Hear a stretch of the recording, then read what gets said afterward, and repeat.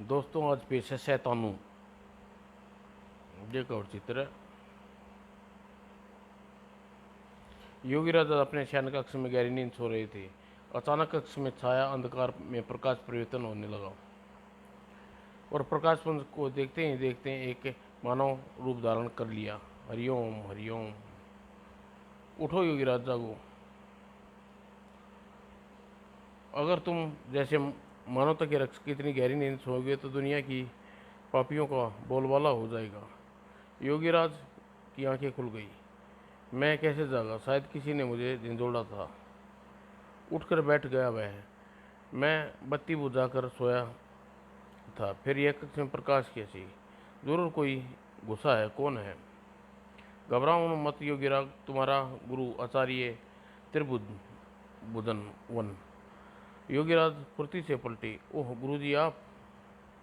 अगले ही पल, मेरा प्रणाम स्वीकार करें गुरुवर। आयुष्मान भव। पापियों दुष्टों का नाश करो। आप यहाँ कैसे? आपकी छाँव, आप यहाँ भी छाँव के रूप में? सह शरीर तो मैं नहीं सकता क्योंकि छाया रूप में आया। आज्ञा दीजिए, आपकी क्या सेवा कर सकता हूँ? मेरी मृत्यु का समय आ गया है। आज प्रातः की पहली किरण के पृथ्वी पड़ते ही मैं प्राण त्याग दूंगा और दुष्ट जादूगर मेरे शरीर और मेरी आत्मा प्राप्त करने की कोशिश करेंगे। तुम्हें मेरी आत्मा और शरीर की रक्षा करनी होगी। आज्ञा का पालन होगा गुरुदेव। आप कहाँ है? आप कहाँ हैं? कहाँ मैं कहाँ जाऊँ? हिमाचल पर्वत की शांत घाटी में। जल्दी आना वरना अनर्थ हो जाएगा, कहकर छाया अदृश्य हो गई और योगीराज ने देर न की। ओम वायु नमः। और इसका शरीर उड़ने लगा। और इधर सुनसान द्वीप पर शैतान का परम भगत शैतानु। जय शैतान, कृपा निदान कल्याण। आका तभी, क्या बात है मूर्ख, तू चिल्ला क्यों रहा है? देखते नहीं नहीं पूजा कर रहा हूँ। आका कुछ जादूगर हिमालय पर्वत की एक स्थान को घेरे हुए हैं। उधर से गुजर रहा था तो मेरी नज़र अचानक पड़ गई। उन्हीं वहाँ मौजूद क्या कारण है पता नहीं। जला जुली जा जुल और दीवार में दर्पण का रूप धारण कर लिया। उस स्थान को दिखा जहाँ जादूगर गिरे हैं। दर्पण पर शांत घाटी का दृश्य उभर आया। कोई खास बात है नजर आ रही है सिवाय इसके कि यह लोग एक पर्वत को घूरे घेरे हुए हैं। मां शैतान, तू कुछ बता सकता है? बता सकता हूँ पर मैं समझ गया। मुंडे, जल्दी से 4 आदमी को लेकर आ। अभी लेकर आता हूँ आका। और कुछ देर बाद और सकालों का गंडा से उठाया और व्यक्ति की गर्दन कटते ही मूर्ति की जीभ बाहर निकल आई और दूसरे तीसरे चौथे की भी गर्दन उतार दी सकालू ने। खून खत्म होते ही चारों धड़ नीचे गिर पड़े। मूर्ति की जीभ वापस अंदर चली गई। शैतान खुश कर दिया तूने। सचमुच मेरा असली भगत है। तो फिर मेरे सवाल का जवाब दे। जिस शैतान पर जादूगर पिंगली, कपाला और मुंडा घेरे खड़े हैं वहाँ इस सर्दी का महान तंत्र मंत्र वेद पुराण का ज्ञाता आचार्य भुवन अपने जीवन की अंतिम सांसें गिन रहा है। वह बात इस बात का उन लोगों से क्या संबंध है? वे तीनों आचार्य की आत्मा और शरीर को प्राप्त करना के चक्कर में हैं। उससे क्या लाभ होगा? यह बात क्या यह बता तू क्या कर सकता है? जब वह सब तो ईश्वर कर सकता है, जो इंसानों को मार सकता है मैं भी मार सकता हूँ। वो जिन चीज़ों का बना है या बनाता है उन्हें मैं कोई जादुई शक्ति से बना सकता हूँ। उनके आकाश पर स्वर्ग नरक बना रखा है, मैं धरती पर निर्माण कर सकता हूँ। तू मुर्दे को जिन तू मुर्दे को जिंदा कर सकता है? नहीं, मेरी जादुई शक्तियाँ इसी काम में बेबस हो जाती हैं। आचार्य की आत्मा और शरीर को प्राप्त कर ले, यह काम भी तेरे बस का हो जाएगा, क्योंकि उसमें ईश्वर से प्रसन्न कर मुर्दे को जिंदा करने की शक्ति प्राप्त कर ली थी। मैं आचार्य की आत्मा और शरीर को प्राप्त करूंगा, तो फिर देर मत कर, जल्दी जा और चल मुंडे। और योगीराज घाटी के निकट पहुंचा। चट चट चट चट चट। ओह, देवाचारी के मंत्रों की दीवार खींच रखी है। मुझे अंदर कैसे प्रवेश करूं?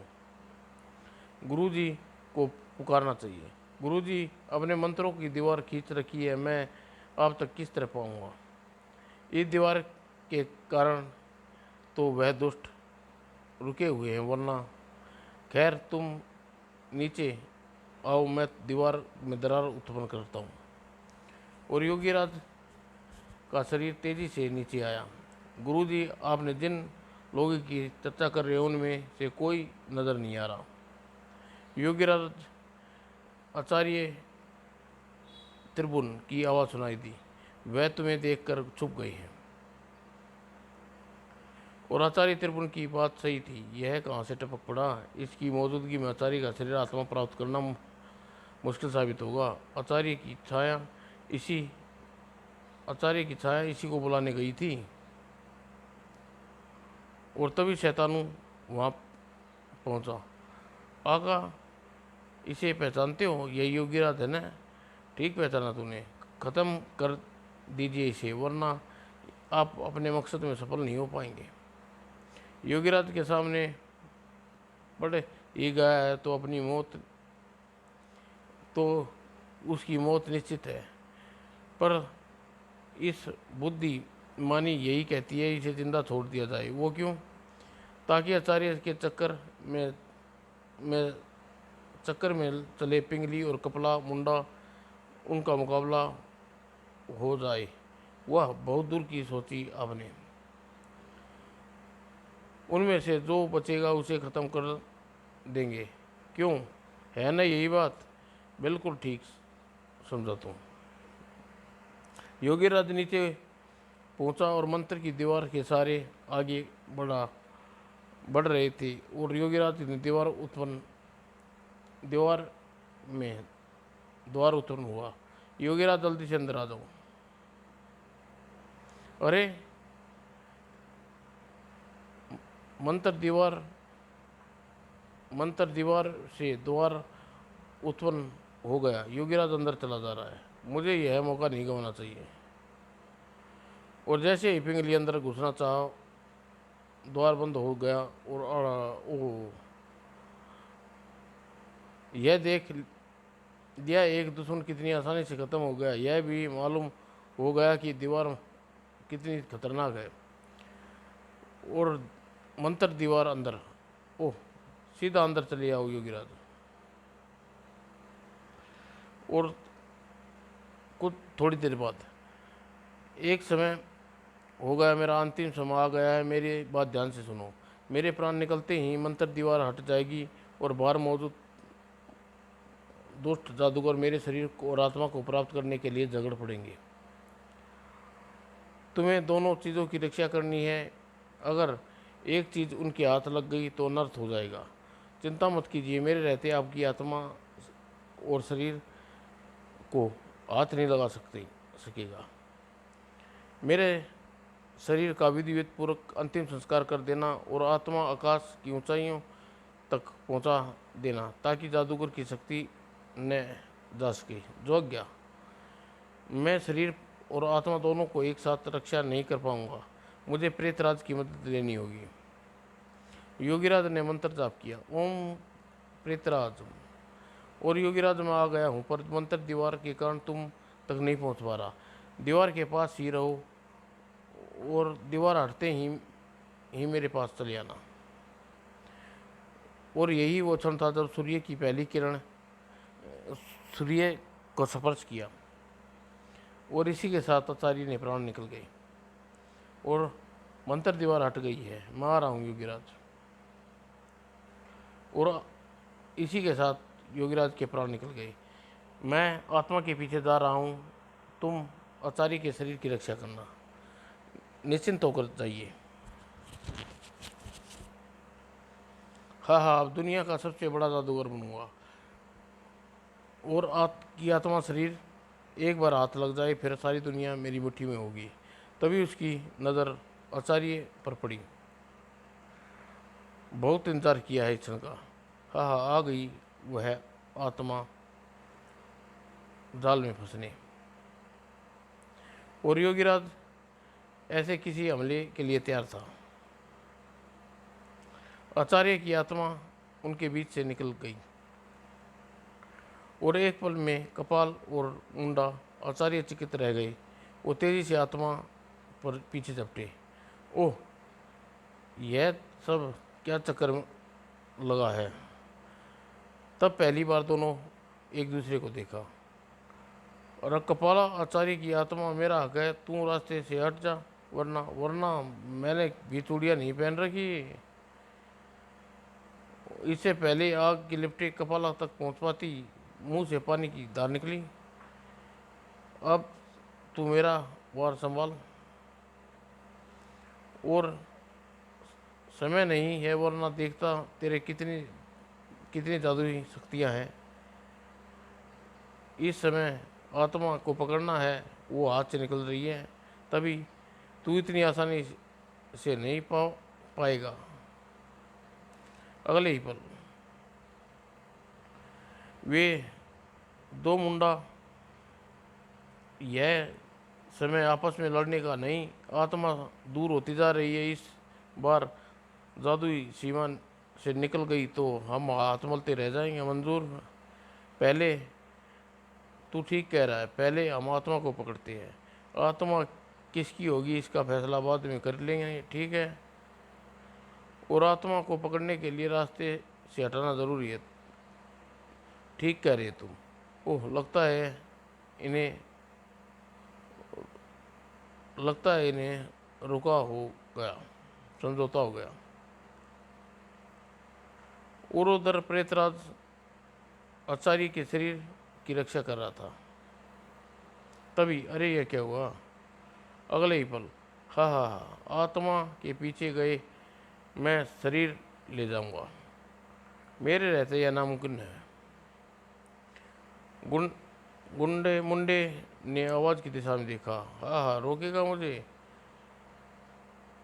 तुझे यूं ही ख़त्म कर दूंगा। और प्रेतराज ने फुर्ती से कला खाई। और तभी आ और बाहर प्रेतराज का ध्यान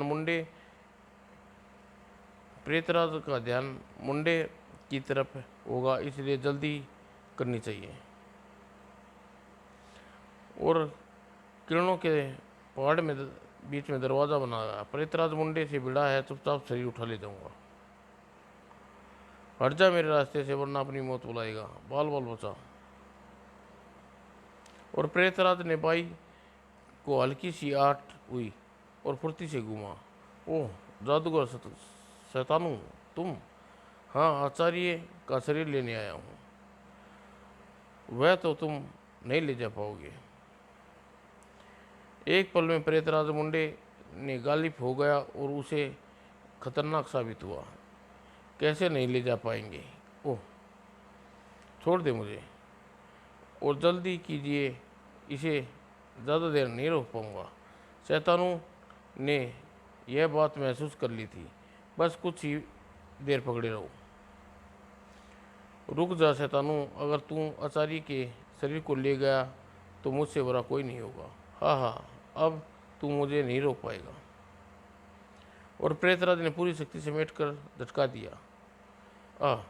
मेरे रहते आचार्य का शरीर नहीं ले जा पाएगा और तेरी मौत आई है। मैं इतनी आसानी से मरने वाला नहीं हूँ। और तूने आचार्य के शरीर को अपवित्र किया है। मैं तुझे जिंदा नहीं छोड़ूंगा। लेकिन इस वार से सकालू के शरीर तक न पहुंचा। अगर तू जरा सा चूक हो जाती तो यह मुझे खत्म कर देता। और आकाश में बस बहुत भाग लिया, अब रुक जाओ। इस रेखा, यह अग्नि रेखा तुम पार नहीं कर सकोगे। योगीराज ने मंत्र पढ़कर एक कंकड़ अग्नि रेखा पर खींच कर मारा और कपाला के दोनों मुट्ठे के करीब आ गया। मैं योगीराज को देखता हूँ, तुम आत्मा को पकड़ो। तू कहाँ भाग रही है? और कपाला की आत्मा के निकट पहुंचा ही था कि तभी मेरे पास जादुई हथियार की कमी नहीं है। अब कब तक बचेगा योगीराज? योगीराज फुर्ती से छलांग लगाई। पत्थरों की संख्या बहुत थी। पत्थरों की मार से बचते हुए योगीराज ने जवाबी हमला कर दिया। दो मुंडा क्यों ऐसी उम्मीद न थी। दो मुंडा को ऐसी उम्मीद न थी, इसलिए वह चोट खा गया। नहीं, ऐसा नहीं हो सकता। और अभी और भी कुछ होगा मुंडे।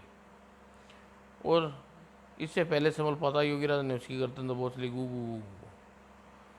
और जैसे ही मुंह खोला, अग्निराज ने मंत्र पढ़ा और मुंह में डाल दिया। बस हो गया काम। और अगले ही पल धड़ाम।